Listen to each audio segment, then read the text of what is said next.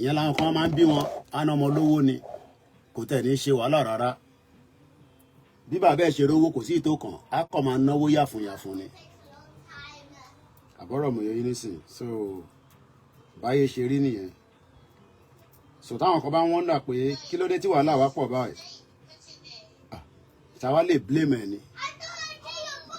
so olúkálukú ló ní role tó fi play èmi rọra ń play tèmi níwọ̀nba tí mo lè play ìwọ náà play ìwọ̀nba tí wọn náà bá lè play òun ló máa jẹ́ kí ọwọ́ wọnú bọ́ tó bá ń sọ pé yẹn role tó ń play yẹn wọ́n ò mọ̀ play bàbá kí tó yóò mọ̀ ṣe Ìgbòho mọ̀ ṣe kí gbogbo àjọ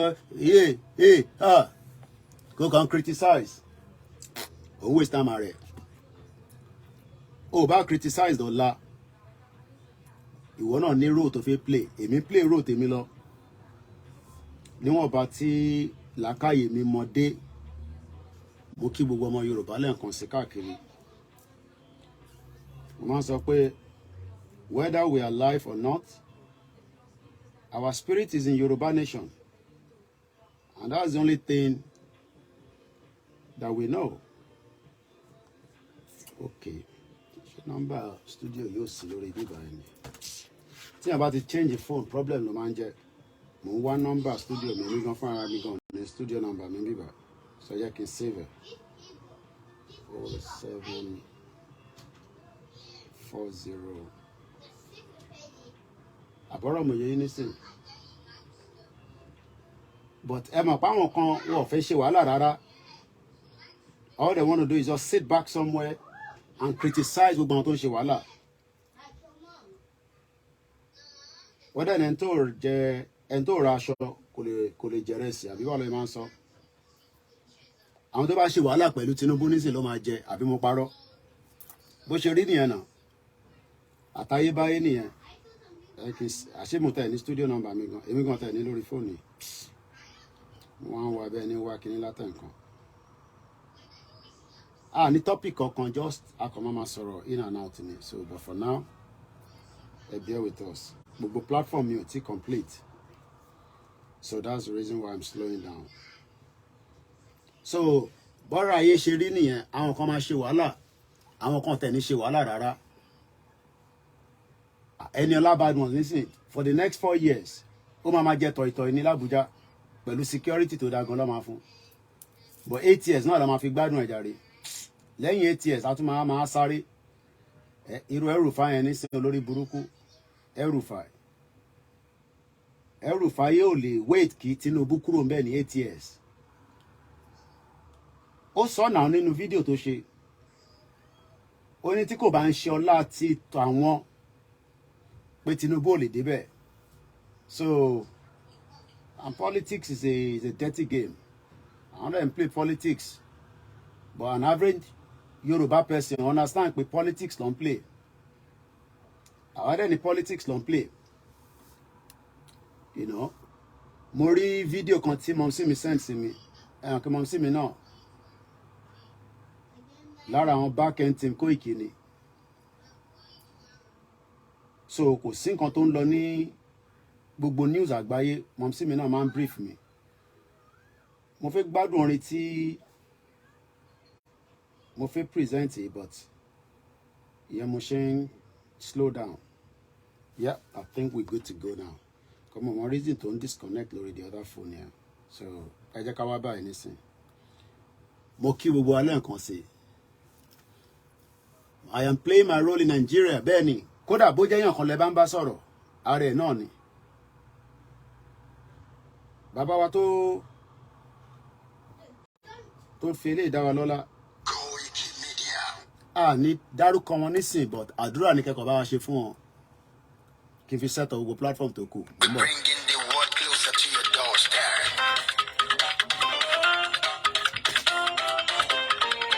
KOIKIMEDIA, KOIKIMEDIA, KOIKIMEDIA, we bringing the world closer to your doorstep. KOIKIMEDIA, KOIKIMEDIA, KOIKIMEDIA. We bring you the one closer to your doorstep.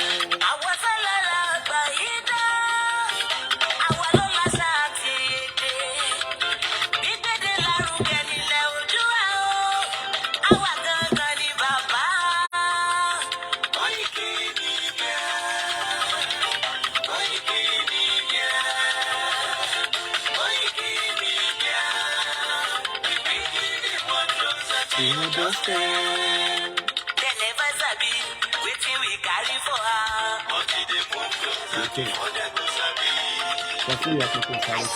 They never know wetin we carry for body. Ọ̀kín lọ lọ́jà ẹyẹ, ìléhùn ló ló lajú. Ẹyẹ tó dorí kodò bí àdó ọ̀pọ̀ ìdílé lò. Ká ṣiṣẹ́ fún ilẹ̀ bàbá wa.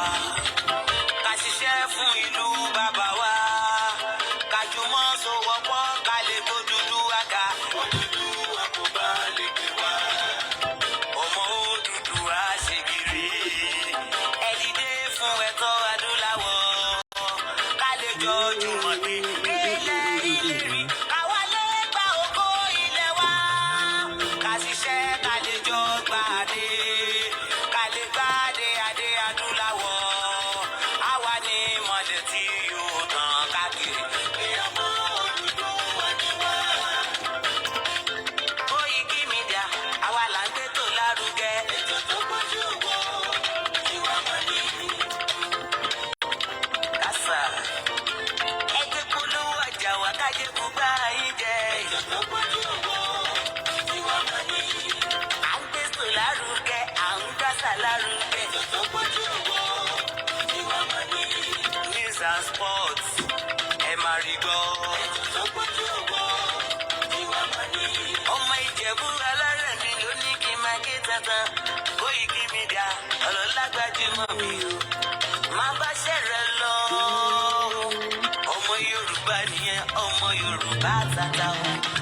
Mo kí gbogbo alẹ́ nǹkan Ọmọ ṣe. Ìjẹ̀bú alárẹ̀ mi, ṣẹ́yìn lọ máa fi dìbò tẹ̀ mọ́lẹ̀ o. Ẹ̀yin lọ́mọ onígbò máa ń dè máa Ẹ máa gbádùn yẹn lọ ná. Ní topic akọ̀fẹ́ flow lálẹ́ yìí. It's 5 past. That's no enough time. Àìsí waste time púpọ̀ jù. Ẹ̀yin lọ máa náwó òyìnbó tó dé. Ìgbà tó yìnbó dé o, owó náà dẹ́ tún pọ̀ sí o. KOIKIMEDIA, ṣàwa ni bàbá. KOIKIMEDIA, àwọn ni bàbá. KOIKIMEDIA, àwọn ni bàbá. Àdáńtọ́, àtúnpèrè gidi. KOIKIMEDIA, àwọn ni bàbá. Àwa là ń gbétò lárugẹ, jẹ́ ká jọ gbọ́ o. KOIKIMEDIA, àwọn ni bàbá. Àtúnjà fẹ́tọ̀ ilẹ̀ wa, fẹ́tọ̀ ilẹ̀ Yorùbá. KOIKIMEDIA, àwọn ni bàbá. Ọmọ Òdùwà ni wá o, tọkàntọkàn. KOIKIMEDIA, àwọn ni bàbá. Ó kù díẹ̀. Ilé-ìgbé òsì, àdìmú bàbá iyọ̀. KOIKIMEDIA, àwọn ni bàbá. We bring you one closer to your doorstep.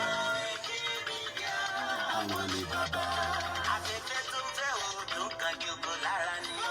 KOIKIMEDIA, àwọn ni bàbá. Àpèrègèdè Olódùmarè ló fún wa ṣe. Àwọn ni bàbá. Gbogbo ayé ẹ gbọ́, àwa ni bàbá o. Ẹ máa bọ̀ wá ẹgbẹ́ polówó ọjà yín wá o. Mo fi ṣe báwọn Nigerian soldiers ṣe máa ń ṣe ni o. Títọ́ la gbé dání. Chief of army staff yìí ó yẹ máa ń dé ìpìlẹ̀ lílé. Sọ̀dálẹ̀, àti sódì kẹta. KOIKIMEDIA, àwọn ni bàbá. Àdúró tán, àtúnpèrègèdè. KOIKIMEDIA, àwọn ni bàbá. KOIKIMEDIA, we bring you one closer to your doorstep. Àwọn ni bàbá. KOIKIMEDIA is around. Is around, oh. Ladies and gentlemen, ẹ mú kálẹ̀ sílẹ̀. Ẹgbẹ́ tí ẹ gbọ́ ètò tó gbójú gbogbo. Ladies and gentlemen, ẹ mú kálẹ̀ sílẹ̀. Ẹgbẹ́ tí ẹ gbọ́ ètò tó gbójú gbogbo. KOIKIMEDIA is around. KOIKIMEDIA is around.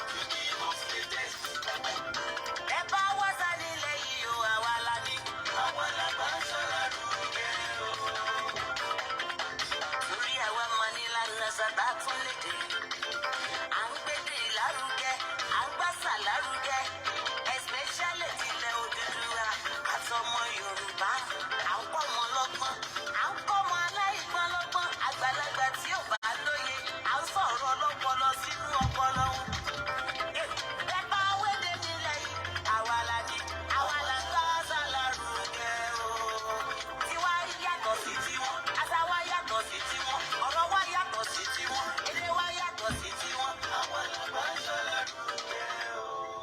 Wow, that was a nice one.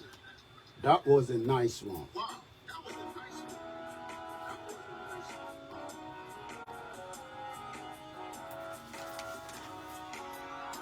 Iṣẹ́ wà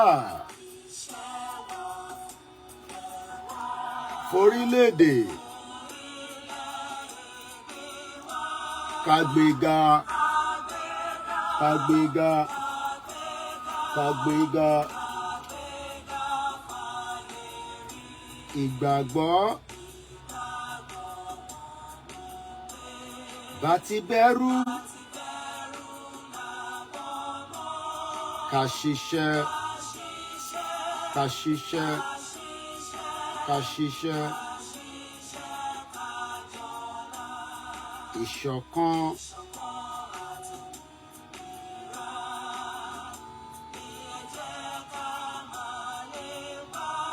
tẹ̀síwájú fọ̀pọ̀ ire àtòhun tó dá ọmọ Odùduwà bọ́ sí ipò ìwọ ni ìmọ́lẹ̀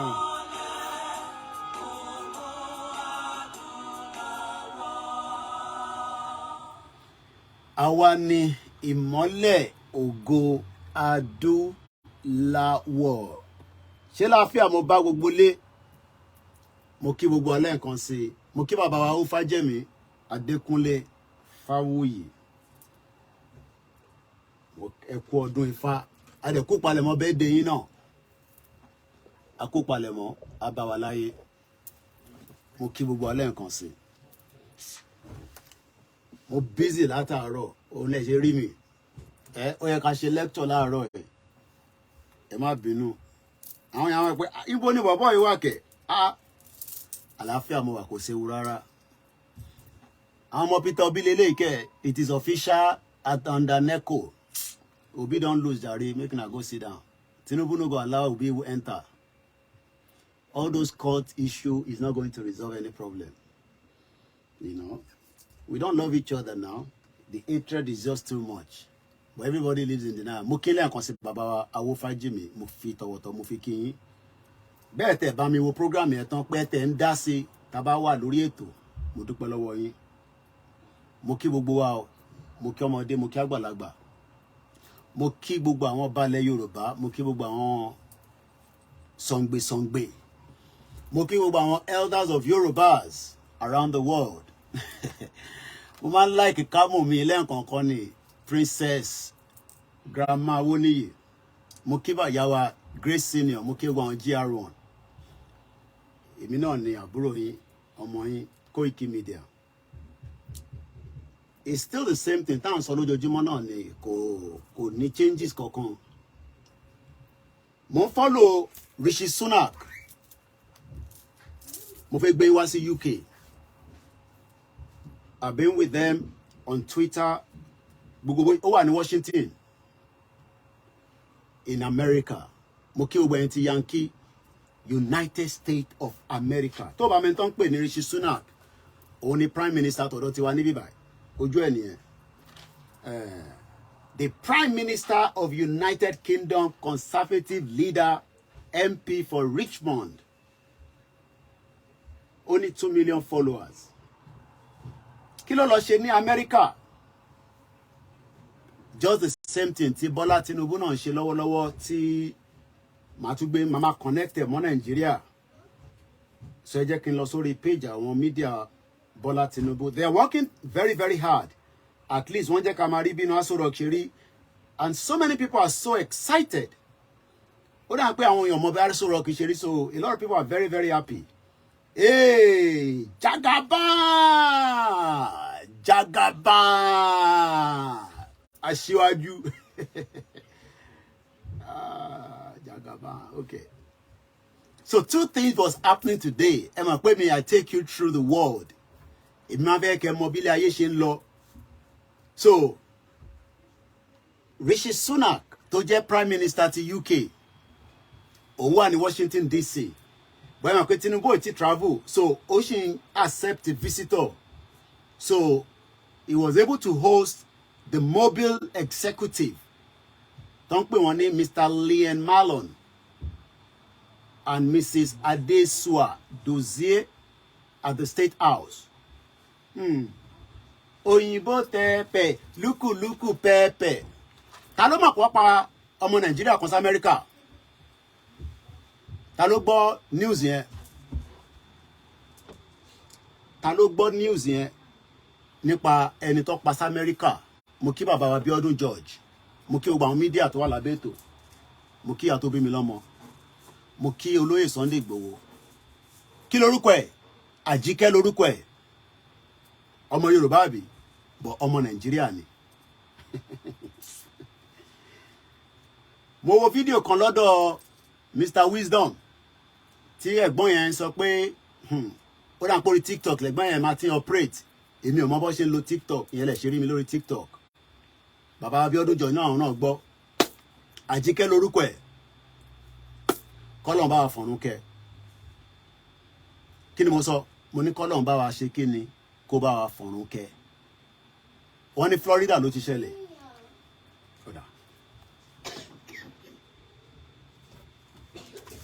Èyí tí bàbá Akíntóyè ń jà fún náà nìyẹn o. Èyí tí bàbá Akíntóyè tó ń jà fún náà nìyẹn. Ṣé mọ̀ pé kò sọmọ Nàìjíríà kan tó protest? Ó ti fẹ́ pé 72 hours. Olúkálukú kàn fa gbùrù lọ ni. Olúkálukú kàn ṣe ẹlòmíràn tẹ́ mọ̀ pé yàn kú. Èèyàn máa mo sọ fún yín pé ayé yìí ò ní parẹ́. Àwa tá wà nú ẹ̀ la máa wá lẹ́yọ kọ̀ọ̀kan ní méjì mẹ́ta. Wàá kọ̀ jí láàárọ̀ ọjọ́ kan ní ó ti kú. Kí ló pa? Wọ́n yìnbọn fún l'Amẹ́ríkà ni. Amẹ́ríkà ló tó dá tó yẹn. Mẹ́wàá ń ṣẹlẹ̀. Ta ló mọ̀ nípa Windrush? Ta ló gbọ́ Windrush rí? Àwọn tó wà ní UK gbọ́dọ̀ gbọ́ yẹn. Nígbà tí UK need àwọn èèyàn púpọ̀, wọ́n lọ sí ship, wọ́n gbé ojú ọkọ̀ ship lọ sí Jamaica, wọ́n kó àwọn èèyàn síbẹ̀, wọ́n rù wọ́n wá sí UK. Bọ̀ lẹ́ni nísìn UK náà wọ́n fẹ́yàn kankan. Ta ló gbọ́n tó ṣẹlẹ̀ ní Paris? No, ní France. Ta ló gbọ́ news tó ṣẹlẹ̀ ní France? Wàá jókòó sórí KOIKIMEDIA kó lè mọ tó ń lọ lágbàáyé kí lè máa connect ẹ. Arákùnrin kan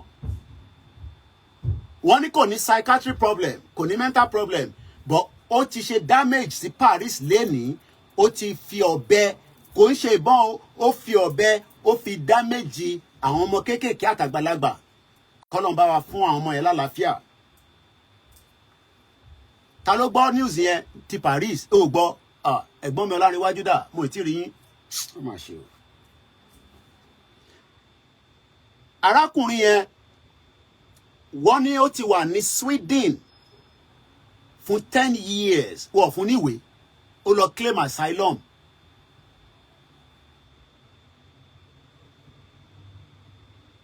Bó ṣe wá cross sí Paris èmi ò mọ̀. But ó wà ní Paris, ó dẹ̀ ti claim asylum tọ́dà pé wọ́n process ẹ̀. Wọ́n ní arákùnrin yẹn is age 31 years old. Mo kí Mr. Ìdòwú, gbogbo yín náà ni mò ń kí. Ẹ má bínú tá bá ní ká máa kí lẹ́ẹ̀ kọ̀ọ̀kan. Mo dẹ̀ ń wá go torí school wà lọ́la. Mo dẹ̀ hijack yàrá ọmọ Oòduà ni. Mo kí àwọn ẹgbẹ́ mi lékè. Mo fẹ́ connect ẹ̀mí yín pé mo máa ń sọ fún yín pé in tó ń ṣẹlẹ̀ ní ìta àti tó ń ṣẹlẹ̀ nínú Nàìjíríà, wọn ò ní report ti Nàìjíríà fún yín. Ibi tí mo fẹ́ lò ń bẹ̀ nìyẹn. Mo láǹfààní àti dọ́dọ̀ mọ̀ sí mi, mo lọ kí wọn. Mo wá ní wo bí UK ṣe ń sọ pé in tó ṣẹlẹ̀ ní Paris, ṣé mọ̀ pé UK ti send the representative lọ sí Paris. Ṣé mọ̀ pé UK ó ti gbé representative nípa ìṣẹ̀lẹ̀ tó ṣẹlẹ̀ ní France yẹn pé kó lọ fọwọ́ kún wọn. Èèyàn mélòó ló ti kú ní Nàìjíríà lénìí? Àbí ló ti kú lẹ́yìn ìgbà tí Tinubu débẹ̀? Bá ṣe gbọ́ according to the news ní Nàìjíríà, news in Nàìjíríà kéré tó bá sọ pé yàn 180 kú ìwọ ṣáà multiply it by 2. UK ò mà tí send èèyàn kankan lọ sí Plateau State, wọ́n ò mà tí bá wọn kẹ́dùn ní Benue State. Bàbá Akíntóyè ní bàbá wà nù Nàìjíríà kò sẹ́nì kankan tó máa value ẹ̀mí wa. Mo kí àwa comfort. Arákùnrin ti Paris yẹn mo ń padà bọ̀ lọ́dọ̀ Rishi Sunak, ó wà l'Amẹ́ríkà lọ́wọ́lọ́wọ́. Kí ló lọ ṣe? Àwa tá ń gbé ní UK ó gbọ́dọ̀ lọ wá bó ṣe máa tọ́jú wa. A ní ìdówó tó pọ̀. America then guarantee Rishi Sunak to the tune of Oda. To the tune of Mbo. Kí ló dé tí mo rí kẹ̀? Pẹ̀lú glasses mi tí mo wọ̀ irọ́ ló pa. United Kingdom and United States by friendship. Ìyẹn kọ́ ni mo wá. Oda.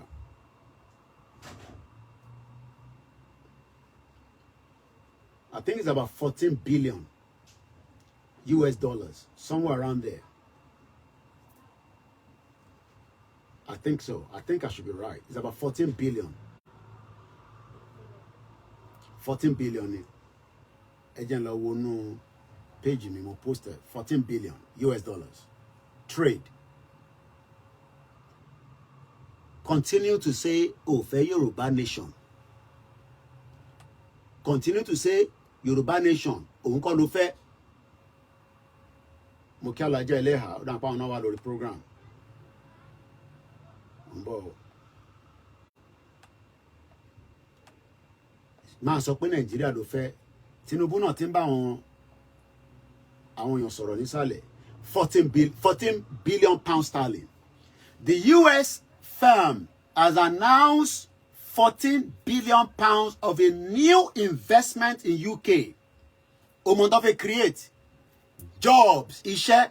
Forget, mama sọ pé ti lọ register ìrètí ọ̀dọ́ kọ́nìkẹ́. Tó bá sì ń sọ gbogbo yẹn, o sí lórí ọ̀ràn mọ́, o ti ṣìnà. Tó bá sì ń tẹ̀lé ìyá onítìrí tó ń sọ fún ẹ pé ẹ lọ register iṣẹ́ àti wá àti ẹ ti ní mental problem. Ẹ̀gbọ́n kan sì ń send message sí mi. Ẹ ṣọ́ra yín, ẹ̀yin bàbá tẹ́ ń wò mí ní Áfíríkà, mo fi dárúkọ yín. Tẹ́ ní Kóìkì, ṣé wàá lọ parí ìjà pẹ̀lú ìyá onítìrí? Ẹ má jẹ́ fún yín lépè. Ọmọ ọkọ lèmi tó bí dáadáa. Mo ní ìyá yẹn ṣe 419 ní scammer ni, kò dẹ̀ ní dá fún níbikíbi tó bá wà, ògùn lákàyè máa wọlé pa ni. Ó ti divert ẹ̀mí yín. A ní ká dúró ká ṣe diplomacy, ká push fún diplomacy, ká negotiate pẹ̀lú Tinubu, ká sọ fún pa fẹ́ lọ kó gbọ́ sí wa lẹ́nu. Mo kí gbogbo lélẹ̀ nǹkan sí.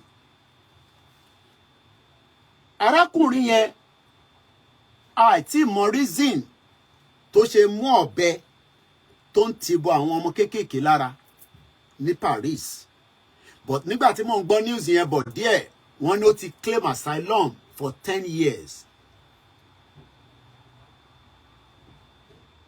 Ẹ mú yẹn sẹ́gbẹ̀ẹ́. Arábìnrin tó pa ní Amẹ́ríkà yẹn, ẹ ṣé gan ni Mr. Clement, àwọn náà wọ́n follow wa lórí Twitter. Ẹlòmíì àti ní kẹ́ lọ register Twitter. Ibẹ̀ nìjà wà, ibẹ̀ láyé wà. Twitter, iṣẹ́ tí Twitter ń ṣe ó ní agbára gan.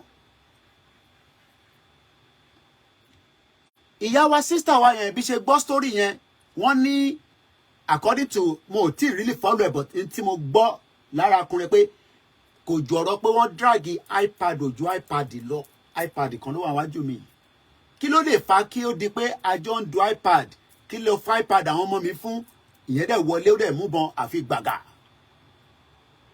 Bá ṣe ń sọ̀rọ̀ báyìí, kò sí ọmọ Nàìjíríà kankan tó jáde tó protest. Nítorí pé arábìnrin tó kú yẹn wọ́n classify ẹ̀ as a Yoruba citizen. Nigerian government ò tí respond sí ikú arábìnrin yẹn. And then ní countries ẹ̀. Mo ń bọ́ bàtà ẹsẹ̀ mi ní orun yẹn pọ̀ díẹ̀. O gbọ́ mi dáadáa. A ní ẹ̀ ní country. ẹni bá sọ fún ẹ pé o ní country sọ fẹ́ nìyẹn pé o ti waste 40 years 30 years 20 years of your life o ti waste nínú Nigeria because it's not a country.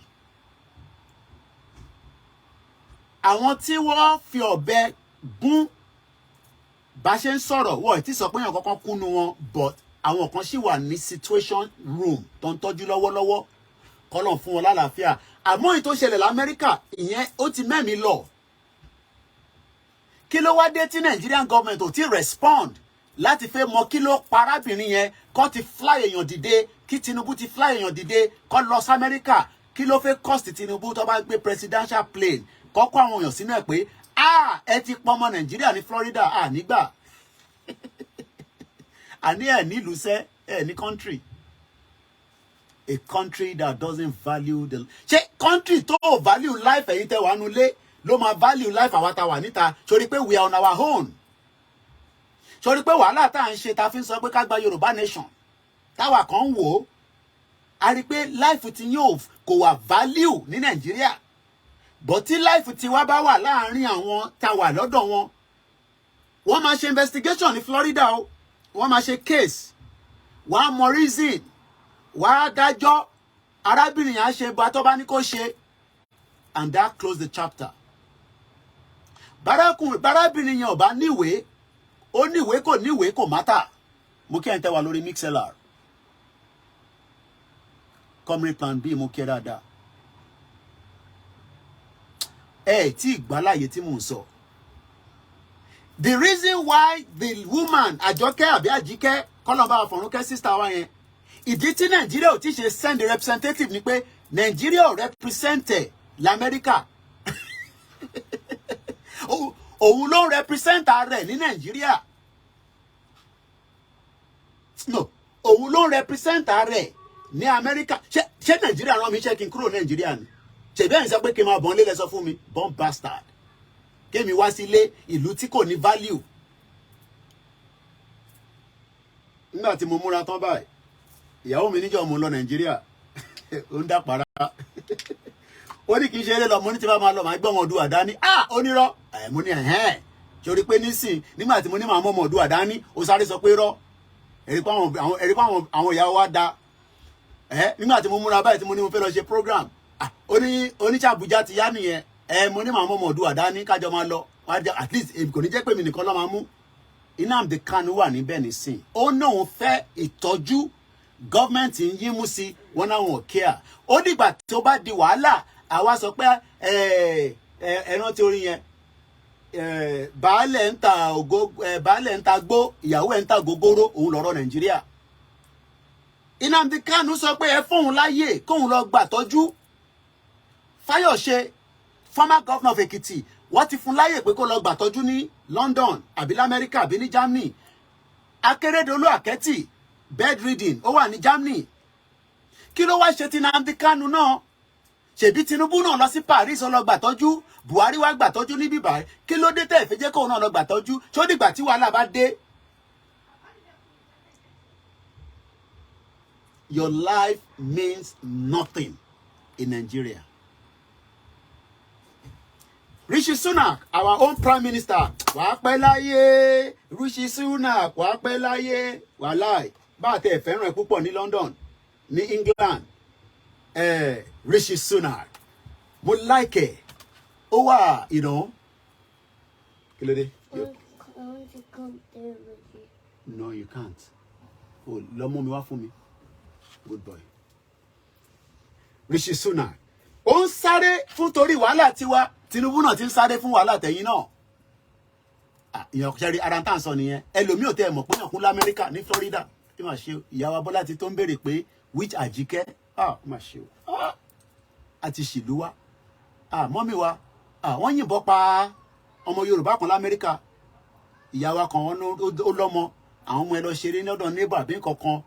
Wọ́n pariwo. Àwọn ọmọ ẹ wá sáfẹ́ padà. iPad wọn jábọ́ ìyá padà lọ bá neighbor pé kí ló dé kí la jọ jù tí iPad àwọn ọmọ mi fọ́ kó tẹ̀ mọ̀ kó fi iPad yẹn sílẹ̀ èlò ló ń ta iPad neighbor bá gbébọn jáde àfi kàkàkàkàkà gbogbogbogbogbogbogbò mo mọ iye búlẹ̀tì tó wọlé lára kábíyèsí Elédùmarè ilé ló lọ tààràrà ilé ló lọ tarara kọ́lọ́n bá wa fọ̀run kẹ́ sísítà wa yẹn.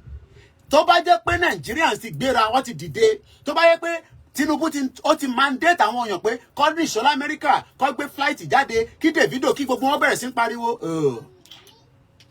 kí Tiwa Savage jáde àwọn tó lóhùn tó lè sọ̀rọ̀ bí a ní Tiwa Savage ti sọ̀rọ̀ lórí nísìn àwọn ìtí mọ̀ pé yàn kú ní Florida. Àníṣe everybody is on their own. Gbogbo àwọn A-star list celebrating yín kò tí sẹ́ni kan ẹ mọ̀ pé táwọn bá sọ ọ̀rọ̀ yẹn tètè jáde gọ́ọ̀mẹ̀ntì àpíkẹ̀ a mọ̀ pé gọ́ọ̀mẹ̀ntì wèrè ní gọ́ọ̀mẹ̀ntì. She died in Florida. Ó ti ń lọ pé 72 hours. Mo ò tí ì rí protest kankan ní gbogbo Florida pé àwọn Nigerians ń bínú pé wọ́n yìnbọn pààyàn. And this is the reason why we are saying we can never be one. A lè jẹ́ kankan náà. Ṣé o mọ̀ pé bó ṣe pa wá náà? Wọ́n pa wá díẹ̀ Buhari fi dẹ́ndẹ́ wọn, ó fi nǹkan wọ̀n wá. Yoruba has lost an estimate 29,000 in the 8 years of President Muhammadu Buhari, the former president. Gbogbo àwọn tí wọ́n ní wọ́n stab ní Paris lẹ́nìí, tá bá ní ká ka gbogbo wọn, wọ́n pé 10. News yẹn wà ní gbogbo àgbáyé báyìí bí ṣe ń bá yín sọ̀rọ̀. Bí ṣe ń bá yín sọ̀rọ̀, news yẹn wà ní gbogbo àgbáyé. We are not human beings to them. And this is why we are saying, let's continue to engage the diplomacy, negotiation, so that we can leave Nigeria peacefully. I'm going to no, you cannot leave Nigeria peacefully. What do you mean you want to go out of Nigeria? The international community are turning blind eyes. Why atrocity continue in Nigeria? Where's the water? Go and get water for me. I just give it to you. No, I need a small one to drink. Ushe. So my own people.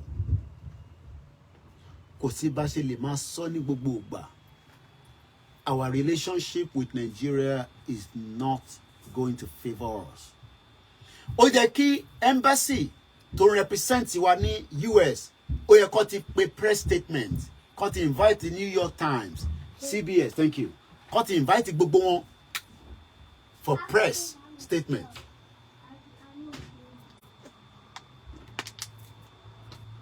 But as we speak right now, I'm not sure what to release the statement kankan pé ara ṣé kò kí n ṣọmọ Nigeria ni, because Ajike is a Yoruba name and she's a Nigerian. It shows that we don't have any value outside. Ẹ̀yin tẹ́ wà nínú ilé, mo pity yín gan. If our government does not value us outside, báwo ló ṣe fẹ́ value ẹ̀yin tẹ́ wà nínú ilé? And the cry of the Yoruba people is that ẹ jẹ́ ká wá reduce the number, that population called 200 million kò favor wa. I understand your plight. You want a better Nigeria. You want a Nigeria where everybody has equal rights. You want a Nigeria where everything works. And you believe that Tinubu will do it. I pray for you that he does it. But Tinubu has 8 years to fix Nigeria, while the Northerners are waiting to destroy Nigeria after 8 years.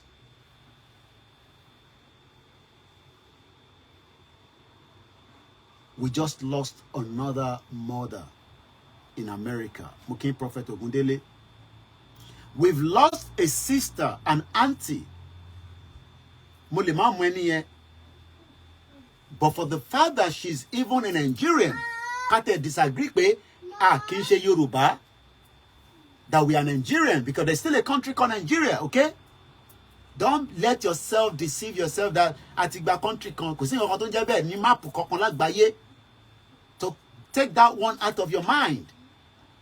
If anybody's telling you that, there's no country called Nigeria anymore, you are just not in your medulla oblongata. There is still a country called Nigeria, okay? Because a country is still there. Tinubu is the president. We might disagree with him. We might not like him. We might hate him.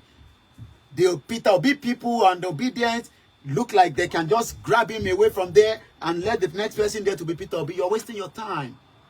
The court case will not change anything.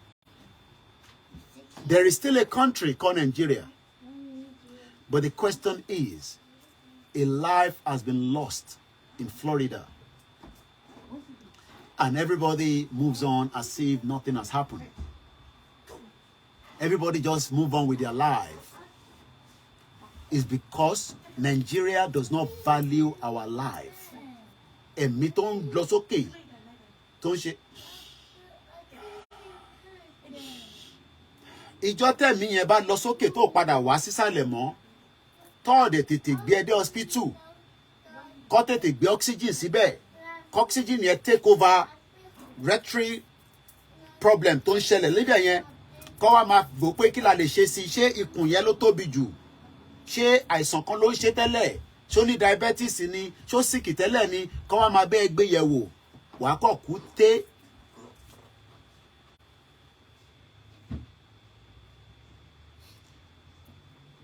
Bóyá ìyá yẹn ọ́bí sí Amẹ́ríkà ni. Bóyá another generation kan tó lọ sí Amẹ́ríkà tó náà lọ struggle. Ó padà bímọ. Ó gbàwé kò tí gbàwé mọ́ mọ́. Àmọ́ ikú kan náà ló máa pààyàn. Ikú kẹrèé ó máa ń mú nǹkan kan lọ ni. Mo ti sọ story kan rí ẹ̀yin tẹ́ bá ń tẹ̀lé wa látọdún méjì. Kíyàn kankan máa pè nígbà bá wà lórí program lẹ́mọ̀ máa fẹ́ pè wá àgbà call. Wọ́n mọ̀ pé yàn wà lórí program. I know that. Because if I need to know when you say, I will be sure that that person knows that we are live. Pay for àgbà call. Because mo ní time gbogbo wà lálẹ́ gbogbo tí mo ní kò tẹ̀ ní tó 2 hours. Mo wá go ní. School wa lọ́la. Ó bẹ́tà jù pé ká má jáde rárá. Àníṣe ìyàwó arábìnrin tó kú yìí tó bá yẹ pé Nàìjíríà jẹ́ country tó value ẹ̀mí wá ti gbé àwọn representative dìde.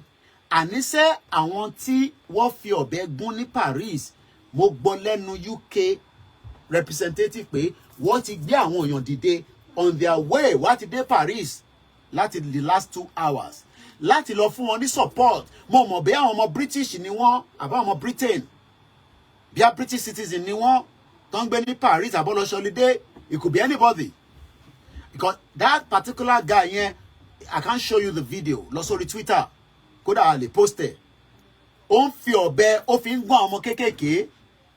Ǹjẹ́ mọ̀ damage tí àwọn terrorists ń ṣe nílẹ̀ Yorùbá àbí Nigeria in general. Máa disagree pẹ̀lú wa torí pé lọ́kùn ààrẹ arákùnrin yìí òun ló máa rectify gbogbo problem tó máa resolve unity láàrin gbogbo wa. Mo ti ń rí a lot of Twitter fights. Bí mi pé kí ló dé bóyá mo ti gbàsí fún Ọbaṣá bóyá lára àwọn fídíò mi ó ti ń rí wò bóyá wọ́n ti sọ fún pé KOIKIMEDIA ti wọ́n náà máa ṣe àwọn amendment kan nísìnyí àwọn òfin kan máa jáde lẹ́kọ̀ọ́ ẹni bá lílẹ̀ oríṣiríṣi. It could be different agenda for it. But ẹ lọ sórí news kẹ́ lọ type in Ọbaṣá the Speaker of Lagos wọ́n náà fẹ́ enact àwọn òfin kan so that àwọn tó nílẹ̀ á lè ralẹ̀ gangan ànítalẹ̀ fájòjì. Ìyẹn ò lè solve gbogbo problem yẹn délẹ̀. Temporary measure ní gbogbo yẹn. Àwọn kan tún wà skepticism nípa ẹ̀. Ẹ mọ̀ pé àwọn ọmọ ẹ̀yà tó kò ní láìkẹ̀ ká má darúkọ. Àwọn á máa wò pé kí ló dé tẹ́ ṣe fẹ́ ṣe yẹn ṣé torí pa ti ra ọ̀pọ̀lọpọ̀ ọ̀dọ́ yín ẹ fẹ́ gbà kúrò lọ́wọ́ wa. But nígbà tá a bá dá dúró kódà ìkan mo ka comment ẹ̀ débi pé ìkan ní kò ní right láti ṣe bẹ́ẹ̀ ìkan ní ò mọ òfin state wà òfin federal wà. State ní right láti ṣe òfin tọ̀dọ̀ tí wọn.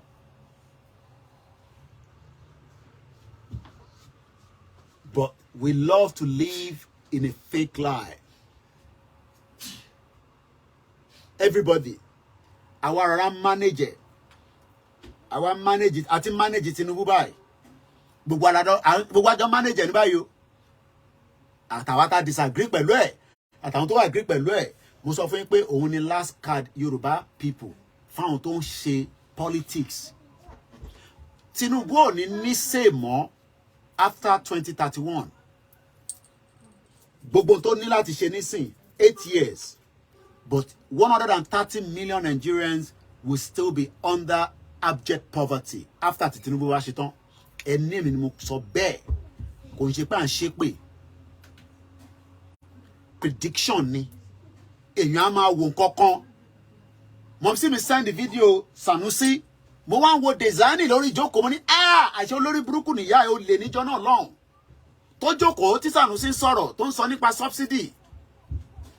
Design fúnra rẹ̀ ó ra bra tó jẹ́ góòlù ó wà ní London bí ṣe bá ń sọ̀rọ̀ báyìí nísìn. Ẹlòmíì ọlọ́màjọ forí gbé pè bò mọ̀ ní dárúkọ ẹ̀gan jẹ́ ìṣàrà má forí gbé pè. Ẹ sunkún ẹlẹ́mi mo sọ bẹ́ẹ̀ gbogbo ẹ̀yin tí ẹ̀ ń sọ pé Tinubu máa ṣe ẹ sunkún after 8 years ẹ ní rómi ẹkún yẹn sun torí pé Tinubu ò lè rí ẹni tí ń ṣe.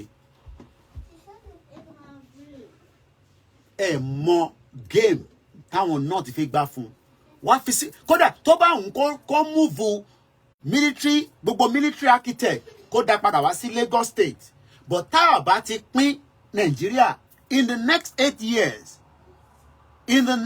years, oh my God, Mukia must be. Tí Nigeria ò bá pín in the next 8 years, there will be danger ahead.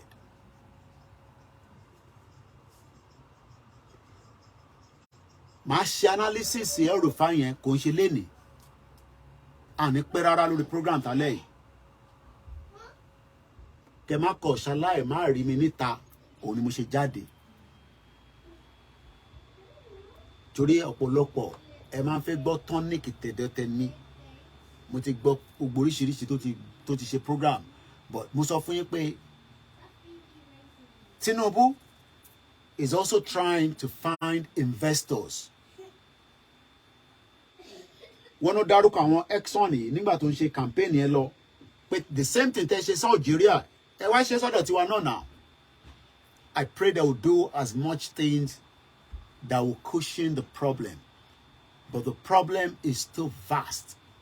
It's too big. The problem of Nigeria is not one unit. It's a multiple layer. Bẹ́ẹ̀ bá gé yí layer kan kúrò, lábẹ́ layer yẹn another 20 ń bẹ níbẹ̀. There's so many layers of problem in Nigeria, and it will be difficult to resolve all those problems. That will take me back to the Baba Akintoye letter, which I will highlight where that problem is. Today, in Eleni, Nigeria stand at a grave moment. Do you know why? When the nationality problem, we have what they called nationality problem in Nigeria. Mo sọ pé ẹni tí ó kú ní Florida, kọ́lọ́mbà Fọ̀rúnkẹ́ sister yẹn wọ́n pè ní Àjíkẹ́ mo mọ̀rúkọ tó kù. I think I should not disrespect the dead. Let me do a Google search. Died Florida. So, I gbọ́dọ̀ honor ẹni tó kú Florida. Ẹ jẹ́ ká honor ẹni yẹn. I'll bring the face out now. A white woman. Mom sí mi ò fẹ́ kí n máa lo white. Àwọn máa ní òyìnbó ní kí n máa lò. Ó dẹ̀ yé mom sí mi bó ṣe ń sọ bẹ́ẹ̀ fún mi. And I love to listen to my mom. Ó ti di ọjọ́ mẹ́rin lẹ́nìí.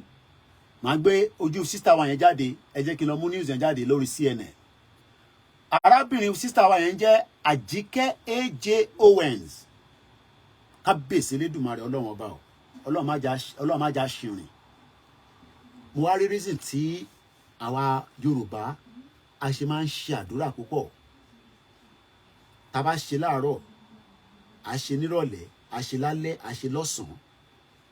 mùsùlùmí ṣe ń kí wákàtí 5 ìyẹn ni àwọn babaláwo ṣe máa ń dífá ọ̀sẹ̀ẹ̀sẹ̀ àbí ọjọ́ mẹ́ta kíyàn má bàa ṣẹ̀ṣẹ̀ gbé torí pé sísítà wa yìí ẹsẹ̀ tí sísítà gbé jáde níjọ́ yẹn ò dáa ẹ̀dá kọ́kọ́ fi ojú sísítà wa yìí mo fi tẹ̀lédùmarè kọ́lọ́run ọba lọ́jọ́ ẹ̀ní kó bá wa dúró ti gbogbo mẹ̀lẹ́bí yín mo mọ̀ yín rí lóòótọ́ àmọ́ I wish I can do more láti pariwo kí kó tẹ̀yẹ pé ká lọ jáde síwájú number 10 Downing Street káwa náà kọ́ protest I will be ready to do that that's the only thing I can do but ẹ̀yin tẹ́ wà lamẹ́ríkà ẹ̀ máa jáde ká bèsè lédùmarè Nigerian government ò máa gbé representative dìde it's called nationality problem lani èyí tí bàbá Akíntóyè máa sọ nìyí sister wa yìí ní ẹ̀ ń wojú wọn yìí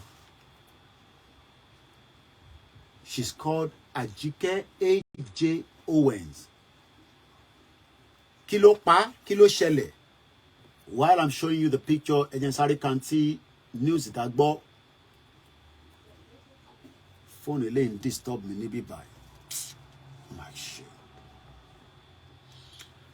It has been 4 days ó ti dijọ́ mẹ́rin since Ajike A.J. Owens wọ́n ní sister wa yìí Ajike tó ń pè ní A.J. Owens was fatally shot wọ́n fi ìbọn wọ́n dàbò lára after knocking on a neighbor's door pókò lọ kanlẹ̀kùn pé neighbor kí ló dé iPad àwọn ọmọ mi jábọ́ ó lé wọn kí ló ṣẹlẹ̀ ṣebí neighbor lápẹ́ra wà but àwa ní nationality problem torí pé Nàìjíríà ní sister yìí náà ń jẹ́ Nàìjíríà ò dẹ̀ represent ẹ̀ l'Amẹ́ríkà torí bí Nàìjíríà bá represent ẹ̀ ni by now a ti máa gbọ́ ta kò ń ṣe tata ìbọn a ti máa gbọ́ back to back press release pẹ̀lú Nigerian embassy nígbà tó jẹ́ pé Fúlàní ló wà ní embassy l'Amẹ́ríkà bó ṣe ń bribe wọn yín tẹ̀ ń sanwó kẹ́ tó gba passport kò sí value kankan níbẹ̀ bó ṣe ń bribe ara wọn náà ní UK ló ń bribe ara wọn ní gbogbo àkiri káàkiri gbogbo àgbáyé sister wa yìí kí ló ṣẹlẹ̀ gangan ẹja gbọ́n tí CNN sọ ká bèsè lédùmarè o it has been 4 days èèyàn á máa kú mo sọ fún yín pé ìjọ tá a máa kú elédùmarè nìkan ló mọ̀ èmi ò ń ṣe motivational talker yín èmi fẹ́ pín Nàìjíríà fún yín ni so that ká lè ní value ìyá yóò dàgbà ẹ bèrè pọ́ ọmọ ọdún mélòó 35 years old bí ó ń sọpọ́tì Yorùbá nation tẹ́lẹ̀ àmọ́ bọ́ a lè fi yọ ọ́ 4 days since 35 years old Ajike A.J. Owens àbí kò kí n ṣe ọmọ Yorùbá ni àbí bí a kò ń gbé sọ́ra wọn pé orúkọ yẹn fẹ́ jọ ti Nàìjíríà kó lè má tó wá gbẹ̀ṣẹ̀ bí ọmọ ìlú mi ni bó tó bá tẹ̀ wá jọ ọmọ ìlú mi kọ́ ṣèbí Áfíríkà ni kò kí ń ṣòyìnbó. This is why we are saying our lives means nothing to the fraudulent 1999 Constitution, to the fraudulent Project Nigeria. She was shot. Tó bá yẹ pé kò kú, àtẹ̀má sọ pé Ọlọ́run bá a ṣe, but she was shot and killed. Killed yẹn tó bá ti gbọ́ killed, ilé ló lọ tàràrà. Èèyàn kú Nàìjíríà lóòótọ́. In the central Florida, after knocking on the neighbor's door. Owens' family says the shooter, identified by police, reports only as a 58-year-old white woman, harassed the black mother and her children and had called them racial slur prior to killing them. Ọlọ́run mọ oríṣiríṣi òdè tó sọ sí wọn. Ó wá gbébọn ẹ̀wọ̀n Amẹ́ríkà ìbọn dàbí sweet ni. Ó wá gbébọn, ó wá dáàbò Àjíkẹ́ 35 years old. The family say they won't begin to see justice until Owen's killer is arrested and charged. A woman was taken into custody only on Tuesday night in connection with the shooting, Marion County Sheriff spokesperson. Like I said, we're not going to be long. I'm going to start winding down. Emma Binupe is a short one tonight. But before we go, let me just point back what Babakitoye say. Emma, letter Elashin treat. We are still treating this letter, you know, as I say. And I will be connecting this letter. Is it like letter either be dots? Any day, day, Mama connect them. Tinubu is looking for investors. Láti ní owó tó máa fi run government. Rishi Sunak has been able to acquire 14 billion pounds. Ǹjẹ́ Tinubu máa rí 14 billion pounds? Imagine if Tinubu see 14 billion pounds investment into the country today. Your life will be better. Toba manage owó yẹn dáadáa, and I'm not joking now. If Tinubu get 14 billion pounds, I bet you your life will still be better, at least for the next 8 years. But do you think that any investor are ready to give 14 billion pounds into that messed up country? Do you think they're going to take that risk? Maybe somebody like Dangote that knows the hidden agenda for the refinery, which is a project worth $19 billion. So that's approximately somewhere around that 13 billion pounds. Taba convert to 19 billion pounds. But Dangote is doing that not because Ofejeki Epo cheap for you. Dangote need that refinery so that it can suck your crude oil and pump it, because without a crude oil, that project is as dormant as nothing. So Dangote needs that crude oil. It needs the same crude oil from the south, probably maybe from Ondo, anywhere they can find it in Nigeria. But there is what they call nationality problem, because Dangote is not talking now, but Nnamdi Kanu is being held. But at least some crude oil will be coming from the southeast. Abibeko. So you want to suck the crude oil from the southeast when Nnamdi Kanu is still in the custody, and you think that that is fair. Friend, your Kwabi, you think that that is okay. It is cool. You think that that is okay. But it doesn't matter. You know, lock Nnamdi Kanu for the next 8 years. But let's get their crude oil.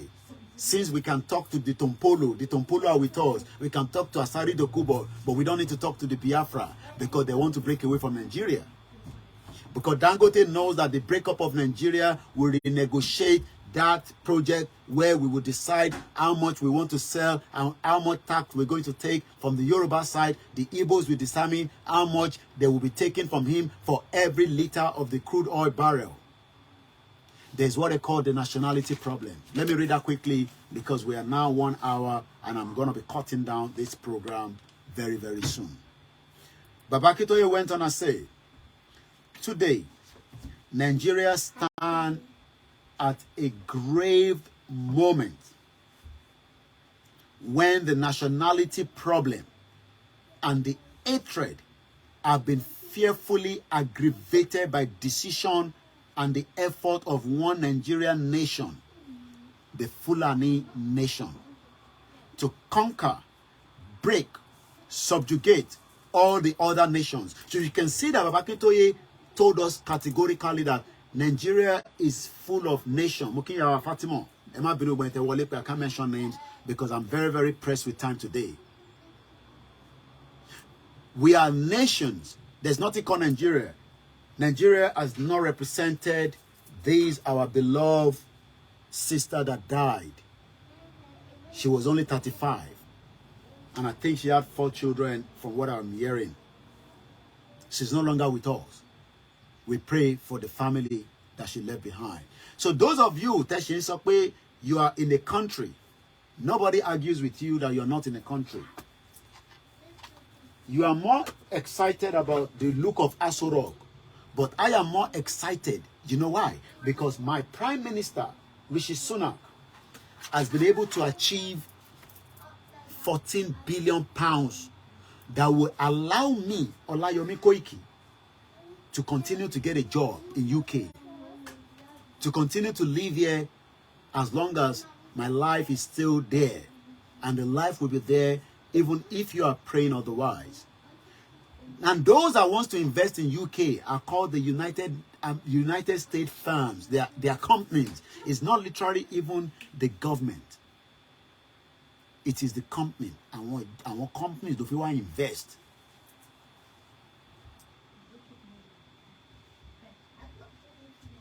If there's no sound, it's definitely maybe from your side.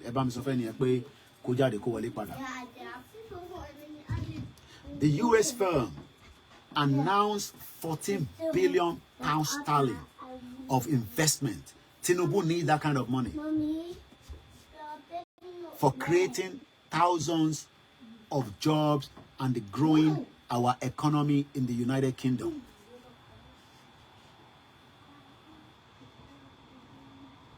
Bukia Odua, DJ 75, shout out to you. I understand your pain. I know how you all feel.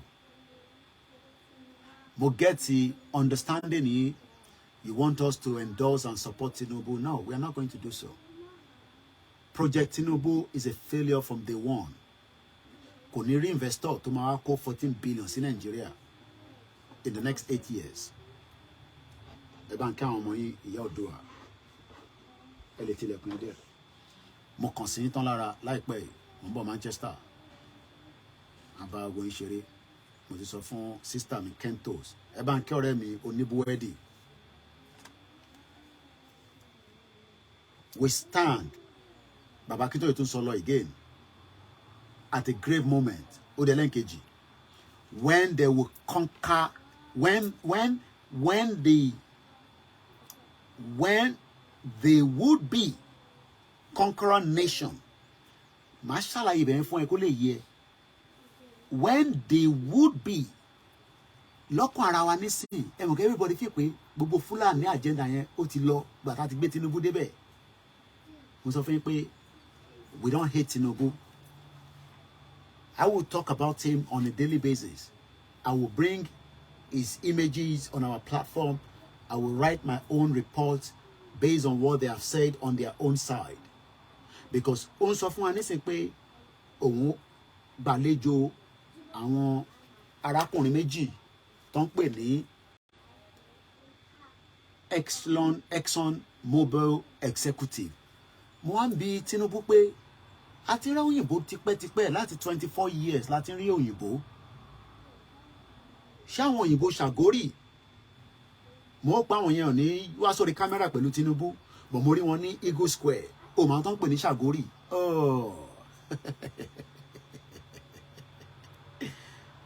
Ṣorí pé tí bá rẹ́rìn tó lọ́ra lọ́lẹ̀ bẹ́ẹ̀ ẹ̀rín chief of staff nìyẹn. Ọ̀pẹ táwọn sójà yẹn olórí burúkú wọn pẹ̀lú àwọn girls ẹ má bínú ìyá wa mo like máa lo phrase yẹn but there's nothing we can do. Mo wo fídíò kan lórí Twitter wọ́n ní kọ́ ọmọ yẹn bọ́ pátá ó bọ́ pátá yẹn tán bọ̀bọ́ yẹn fi fún lówó náà bó ń ṣí èrè ó náà bọ́ pátá òfin fún òun lówó ó náà òun record yẹn ní kíló kan pẹ̀lú record give me my money ó ti kọ́kọ́ fún ní half ibi tí ayé ti bàjẹ́ délé nìyẹn. Ǹjẹ́ mi lè lọ sí Central London nísìnyí sọ fún yàn kan pé remove your pound I give you £100 wàhálà lẹ́sẹ̀kẹsẹ̀ ọlọ́pàá máa gbé mi mọ́ bẹ́ẹ̀. That is the damage tí Nàìjíríà ti ṣe. Fídíò yẹn wà lórí Twitter. Bèbí yẹn bọ́ pátá yẹn lọ́sàn-án gan láì ṣalẹ́. Ẹ má bínú ìyá wa.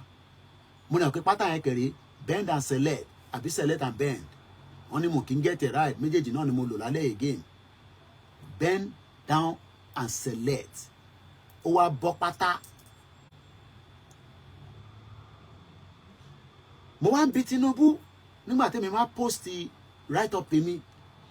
Mo ní 24 years láti rá àwọn òyìnbó tán wá Nàìjíríà ẹ̀ ń bá wọn ya picture ẹ gbé wọn sí news. I hope pé Tinubu ò ní gbé Ṣàgórì wá sí Aso Rock kó wá bá wọn ya picture. I saw them with Dangote. A mọ̀ pé Tinubu ti bá wọn ṣe rí nígbà tó jẹ gọ́vnà Lagos State. Máa wò mí o máa wò mí bí aṣa Wàsíù máa wò mí o máa wò mí. Ìwọ ọmọ àwọn tó ń pè ní Ṣàgórì òmùgọ̀ ọdẹ bomb bastard. Ó ń pariwo Tinubu àwọn tó máa jẹ mùlá gangan àwọn ò ní láti rí Tinubu orí fóònù ló ti máa parí gbogbo ẹ̀. àwọn Ṣàgórì lọ bá Buhari Abacha, àwọn ló bá gbé owó jáde kúrò ní Nàìjíríà nígbà tí wọ́n máa dá owó padà fún Nàìjíríà pé ẹ má bínú àmọ́ pé owó lè ní làwọn bá Abacha gbé $65 million ló dá padà sí Nàìjíríà. The same people, I saw them at the Eagle Square. Máa wo mí o, kó máa bọ́ pátá lọ́sàn-án gan torí 50,000 naira wèrè. 14 billion. Rishi Sunak, thank you so much, my own Prime Minister. I just to show you another image here. Sherry, business roundtable, very smart. Ó ti lọ bá Koiki àti gbogbo àwọn tá wà ní UK. Ó ti lọ bá wa negotiate 14 billion pounds. Wọ́n gbé bọ̀ níbí. Wọ́n máa ṣe project kan láìpẹ́ yìí. Artificial intelligence. Má dárúkọ artificial intelligence Nàìjíríà. Ẹ̀yin ṣì wà ẹ wà ní 300 years backwards. Kò mí pé torí òun rí gbogbo wa lórí social media. Ẹlòmíì rò pé torí òun ti ń wo pẹ̀lú fóònù China tó rà. Torí ó ti ń wo Koiki, ó ti ń wo Yèyé Dára, ó ti ń wo Ọmọlúkà, ó ti ń wo Bàbá Èkìtì. Ó dẹ̀ ti ń rí àwọn fídíò kankan lórí social media. You are still backwards. Torí pé tó bá fi charge fóònù ẹ nísìn, wàá mú lọ sọ́dọ̀ neighbor, wàá gbé síbẹ̀ mọ́jú. Mo wà lájà Ẹlẹ́hà lánàá tó ń ṣe program. Wọ́n ní fóònù àwọn á fi charge ẹ̀. Wọ́n á mú lọ sọ́dọ̀ neighbor. Àwa charge, àwa full. Àwa gbé wa fi ṣe live video. Ẹ wá rò pé live nìyẹn.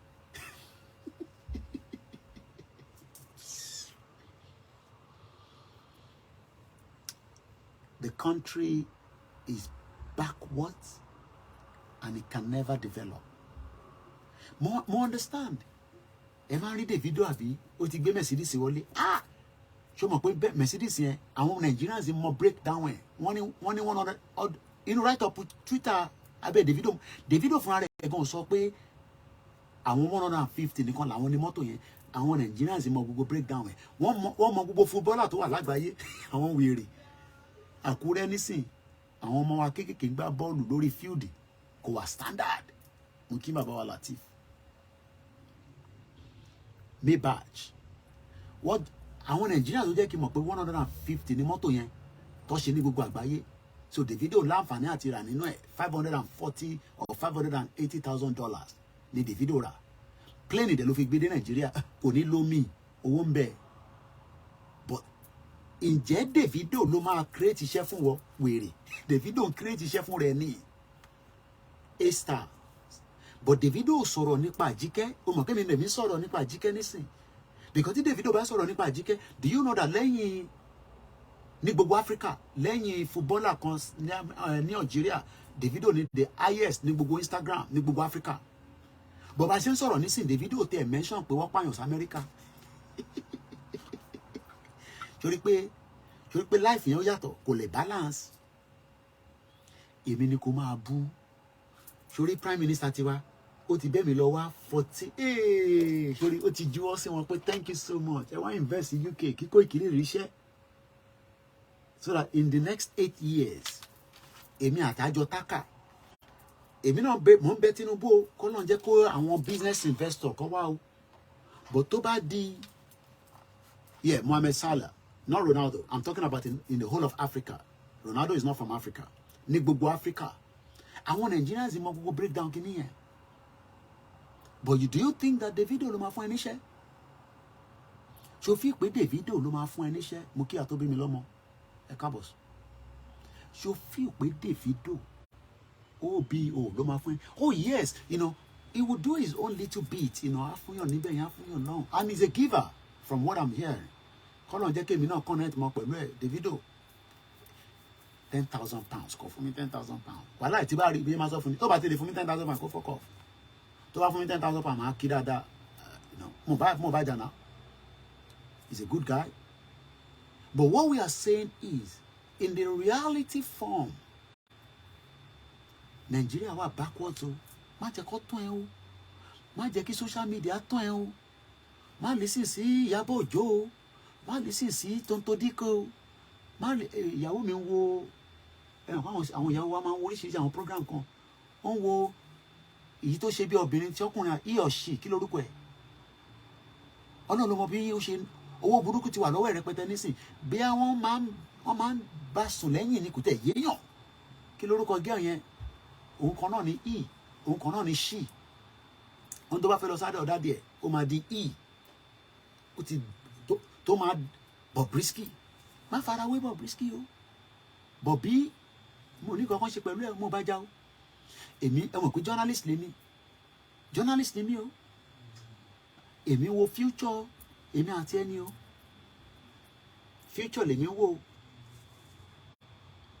whether that future will happen as we remain in Nigeria for me I've told you it's not going to happen mo gbọ́dọ̀ gbé voice mi wálẹ̀ díẹ̀ school wa lọ́la mo sọ fún yín whether the future will be there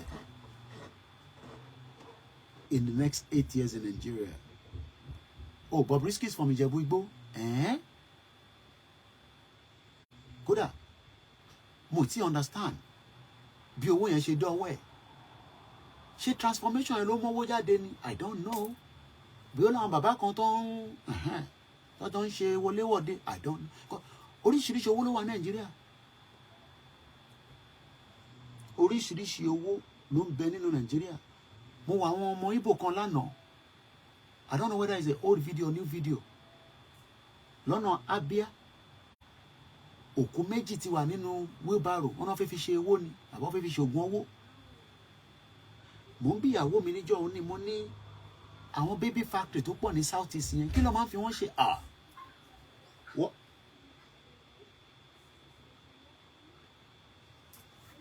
Ó ní àṣé mi mọ̀ pé àwọn tó fẹ́ bímọ tó lè bí ọmọ. So what ma disguise?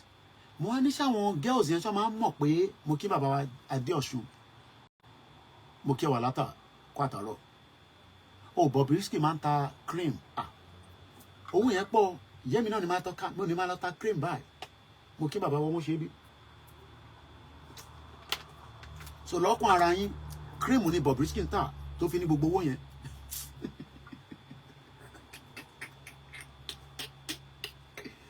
Nigerians. Only cream ni Bobrisky ń tà. I don't have anything against her. Yoruba Nation lèmi gbé dání. But as a journalist, I reference to whoever I can reference to because as far as I'm concerned, they are celebrity. Cream yẹn náà ló fi ń fà gbogbo wa. Ó dàbẹ̀. Èmi náà máa bẹ̀rẹ̀ sí ń ta cream. So tèmi náà bá ti já G-Wagon, tí bá ní cream mò ń tà, ẹ gbọ́dọ̀ accept pé cream ni mò ń tà o. Ẹ máa tanra yín. Continue to all live in denial. Bàbá Akíntóyè sọ fún wa pé gbogbo program yìí máa tán at exactly 13 minutes. Àwọn kan ní nọ́tà is e. Ẹja fi Bobrisky sílẹ̀. Ẹ̀yin ọmọ Yorùbá 13 minutes tó kù ẹ̀yin mo fẹ́ fi bá sọ̀rọ̀. Ọ̀pọ̀lọpọ̀ ń béèrè pé ìgbà wo gan la fẹ́ gba Yorùbá nation yìí gangan. Ìgbà wo gan ló máa wáyé. Àsìkò wo ló fẹ́ dé. Ẹ má dá wọn lóhùn bàbá mi Hasan. Ẹ jẹ́ kó máa fi nǹkan kan. Mo sọ fún pé Nàìjíríà oríṣiríṣi owó ló wà ní Nàìjíríà.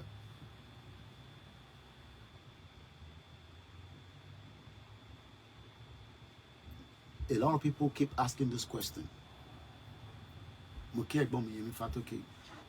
The question tẹ́ ń béèrè yẹn is very very valid. Ẹ jẹ́ n súnmọ́ screen dáadáa. Torí mo ti fẹ́ parí ètò yẹn. Torí àwọn ọmọ Oòduà. When people ask us, nígbà wo gan ni Yorùbá nation máa wáyé? Àti pé ṣó máa wáyé lóòótọ́? Torí pé ẹni ẹ ti promise wa, that's wọ́n sọ bẹ́ẹ̀ fún wa pé a ti promise àwọn pé Yorùbá nation máa wáyé. And in táwọn dẹ̀ ń rí táwọn ń rí lẹ́nu ọjọ́ mẹ́ta yìí táwọn ń follow because they bá ń follow so many of the programs literally you could get lost in between, and I'm not joking. Béèyàn bá ń follow gbogbo program Yorùbá nation pẹ̀lú àwọn tó jẹ́ critics wa, which they have the right láti criticize. I will say it again, and this is as a journalist. I am not just a journalist. I am a journalist that practices and that looks at things from the international perspective. Based on that, ni mo fi gbé ọ̀rọ̀ tèmi sí angle kan. But èmi kọ́ ni mo control the movement. Ìyẹn la ṣe ní olórí tí a pè ní the emeritus. Ẹ jẹ́ show picture bàbá wa. The emeritus Professor Adebanji Akintoye.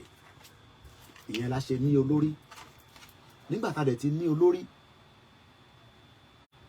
mo gbọ́dọ̀ follow in tí bàbá ń sọ. In tí bàbá dẹ̀ ń sọ is on the right track without mixing my words. Baba is doing exactly what in tí àgbáyé fẹ́ jẹ́ ká ṣe. Ẹ farabalẹ̀ kẹ́ gbọ́ bí bàbá dáadáa. Baba wa lànà in tí international community expect wa pé ká ṣe. Òun gangan ni à ń ṣe. Àìrẹ̀ tí ìṣìṣe nínú ẹ̀. Regardless of our utterances, regardless of, hey, on bára wọn jà, hey, wọ́n ọ̀rẹ́, jẹ́ kí ní ká, no. International community ò rí gbogbo yẹn. Internal crisis làwọn yẹn jẹ́. Ẹ farabalẹ̀. Internal crisis ni gbogbo yẹn according to the international community ṣe rí. But international community fẹ́ rí gangan ni pé ǹjẹ́ àwa genuine pé a fẹ́ lọ? Ǹjẹ́ genuinity yẹn wà níbẹ̀? Kí ló máa fi mọ bí tí genuinity wà pa fẹ́ lọ? One of that is to continue to engage with the government of the country tẹ́ fẹ́ kúrò. Ẹ lè gba Yorùbá nation tá a bá engage ìjọba tí a fẹ́ kúrò nínú ẹ̀. Mo sì máa ṣe program yìí again, but ẹ gbọ́ bí báyìí dáadáa. Ẹ̀yin tẹ́ bá lè screen record ẹ̀ kẹ́ mú lọ sínú group yìí. Baba Akintoye is on the right track. Not because of the love I have for him. He's doing it from the international perspective. International community expect pé ká ṣe òun ni Baba Akintoye ṣe.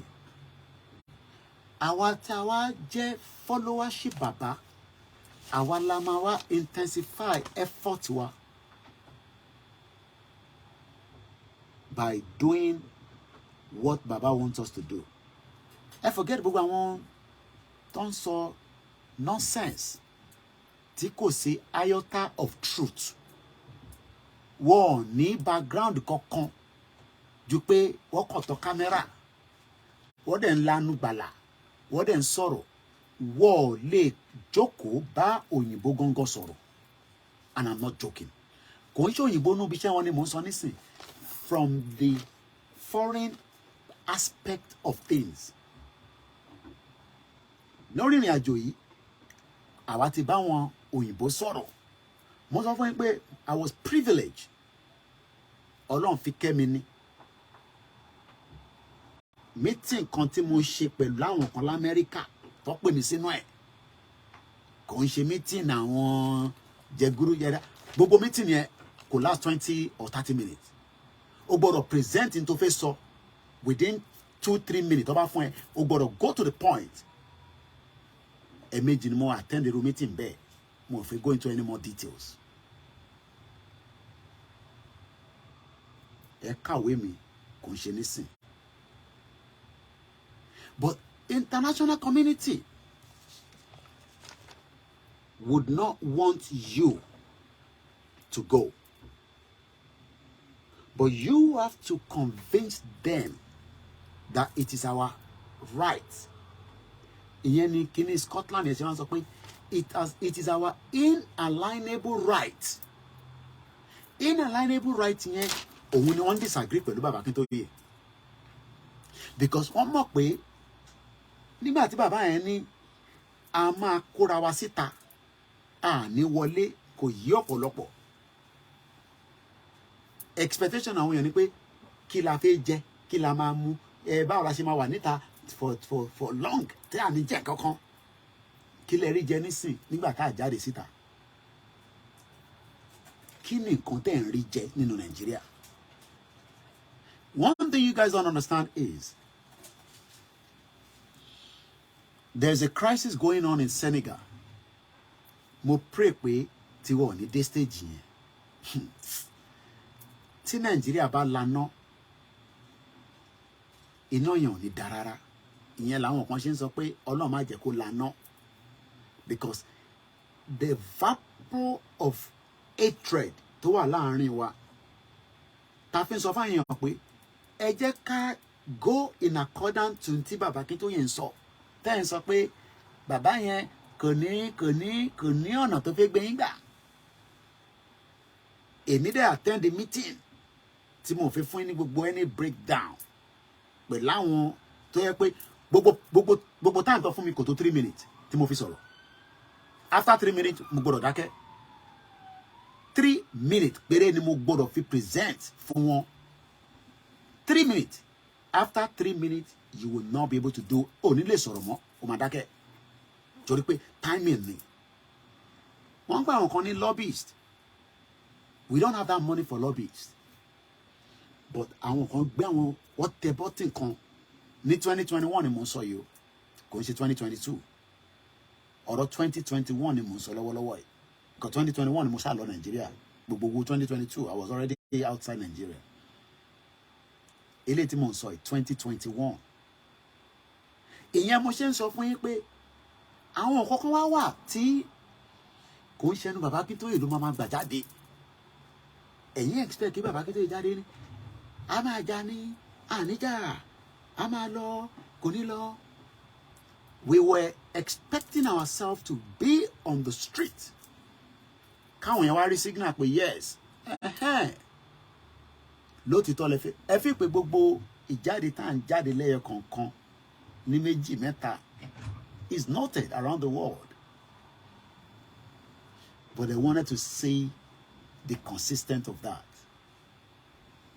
Ẹ fi pé gbogbo rally tá a ṣe ní London gbogbo ìtẹ́ ṣe ní kéékèèké káàkiri àgbáyé ẹ fi pé wọ́n gbọ́ wọ́n rí ní Japan ní Malaysia kó tó di pé dagboro olórí burúkú yẹn dé tó stop gbogbo ẹ̀ òun stop ẹ̀ ó wá ń sọ fún yín pé òun ti gba country fún yín àgbáyé wá ń wò pé Koiki but in 2021 you came and present something to me mo kàn sọ pé nǹkan tó máa sọ nìyẹn pé ṣé bọ̀bọ̀ ìṣe serious ṣá because èmi mo lọ represent olóyè Ìgbòho Òòṣà bẹ́ẹ̀ ni èmi ni wọ́n ní kí n wá represent olóyè so àwọn wá wò wá nísìnyí bí ìgbà tó yẹ pé are we serious people? You want a country, you don't want to dialogue, you don't want to negotiate, you don't want to come out, and you just want that country like that. Fabuwade, Fabutelo, Dagboro woman. And one thing bẹ́ẹ̀ mi, bàbá kan send message sí mi, kémi jọ, ẹ lọ fọlọ́n bẹ ra yín, èmi lẹ fẹ́ máa fọlọ́n bẹ, ẹ máa fọlọ́n bẹ, ẹ lọ́run lẹ fẹ́ máa fi bẹ wá. Fabutelo dé, ó slow down ìrìn àjò yẹn, ó bring it down, tempo wálẹ̀. Ọlọ́run ló ní pé kíró àwa èèyàn báyìí pẹ̀lú gbogbo àwọn mídíà àti gbogbo àwọn tó kù ta sọ pé no, you don't know what is called diplomacy. It's going to be another topic for another day. The diplomacy tí wọ́n ti push around the world kó tó di pé Fabutelo dé tàwa wò pé bí a okay ṣé ó ṣe ní network ṣé òun náà ní network àṣé kò ní network ẹ ti jam ti pẹ́ àwa là tètè rí ni Dúpọ̀ ní tìrí network ó ti jam kò ń ṣe léni. Mo sọ fún yín pé èmi máa lọ snow máa lọ gbọ́n nǹkan tó ń sọ wọ́n ní ìjìnlẹ̀ jáde lánàá ó ní ìjọba délé máa wọlé bí òru Fabutelo fàbúté lọ ìjìnlẹ̀ my brother ìjìnlẹ̀ ó lè parọ́ fàbúté lọ ó ní ìjọba délé máa wọlé bí òru àwa ń gbé rálì jáde lọ́sàn gangan lójú ayé tágbàáyé rí àwọn wá náà fẹ́ wọlé lóru bí olè ẹ lọ gbọ́ program yẹn ẹ fast forward ẹ gbogbo tó fi ṣe program yẹn kò tó 30 minutes mo gbọ́ lánàá báyìí mo ní wo bí tí bọ̀bọ̀ yìí ń gbé ọ̀rọ̀ gbà mo ní wo bí tí bọ̀bọ̀ yìí ń gbé ọ̀rọ̀ gbà à ń sọ̀rọ̀ nípa àwọn náà lọ sọ òun náà ìyá ẹ̀ náà máa sọ pé àti bá àgbáyé sọ̀rọ̀ gbogbo àgbáyé láti bá sọ̀rọ̀ àwọn àtàgbáyé ti sọ̀rọ̀ mo ti bá àgbáyé sọ̀rọ̀ ẹ wá fẹ́ wọlé bí olè lórí ilẹ̀ yín kábíyèsí Elédùmarè o ò rí rẹ̀ láyé mi and this is the reason why ẹ wá máa wò láàrin ara wa ẹ ní sùúrù time frame ni tí Tinubu ò bá respond àwọn bàbá ìyá ọmọ the next èmi kọ́ ni mo kọ́ wọn nìkan tó máa ṣe tèmi ni pé kémi láyìn létí kẹ́ farabalẹ̀ ìrìn àjò tá gbé dání 200 Tinubu ò lè dá dúró I won't say more than that ìjìnlẹ̀ ní ẹ lọ sórí page ẹ má sọ pé ẹ̀yin ò ní ẹ̀yin lọ gbọ́ ẹ fast forward ẹ ó kọ́kọ́ ọkùnrin kan ẹ fast forward gbogbo ẹ má gbogbo ẹ ó ní ìjọba délé máa wọlé lóru I think it needs to start rethinking in terms of because they don't have anything to say anymore what to play gbogbo card wọn tán so now gbogbo tó ń ṣe nísìnyí pé ẹ mọ̀ pé ní àwọn play card ẹ̀ tán wọ́n ń ṣe defending academic wọ́n lọ báyìí wọ́n ṣe báyìí wọ́n lọ báyìí wọ́n ṣe báyìí we are waiting but Baba Akintoye is on the right track and that's all I can say. You don't have to agree with us but at the appropriate time taba ti sọ pé òtútù yá we are out again and we're going to be much more louder. Àwọn kan níṣẹ́ yẹn la máa fi gba Yorùbá nation ìwọ máa wọrí nípa diplomacy máa wọrí nípa negotiation wàá mọ̀ pé negotiation ó máa ń fàjọba wálẹ̀ negotiation á fàjọba wálẹ̀ ẹ fọkàn yín balẹ̀ bókù ìwọ̀nba wa táwa ní bíbà Nàìjíríà lè ní military might but diplomacy might wọ́n ní and that's how far we can go tonight. I'm checking out. Olayomi Koiki, KOIKIMEDIA, bringing the world closer to your doorstep.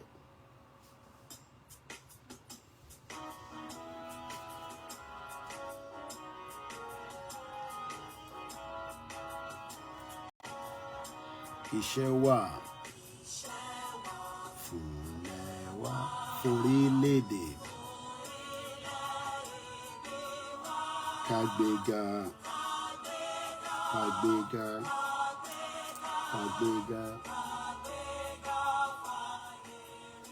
Ìgbàgbọ́ bá ti bẹ̀rù ká ṣiṣẹ́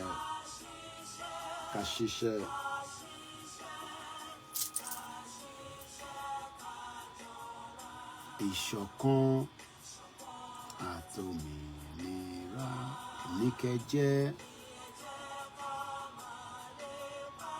ẹ jẹ́ ká tẹ̀síwájú fọ́pọ̀ ire ìtẹ̀síwájú gangan lélẹ̀ tó wà lọ́wọ́ wa nísìn ìtẹ̀síwájú yẹn lélẹ̀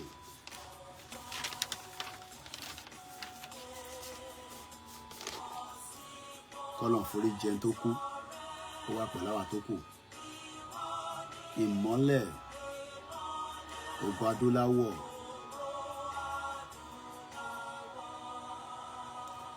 thank you so much have a very good evening bye for now we'll be out tomorrow God's willing udaro mo kí gbogbo yín pátápátá ẹ má bínú I couldn't mention all the names tonight ẹ má bínú mo kí gbogbo yín lẹ́ẹ̀kan sí ọ I love you all thank you.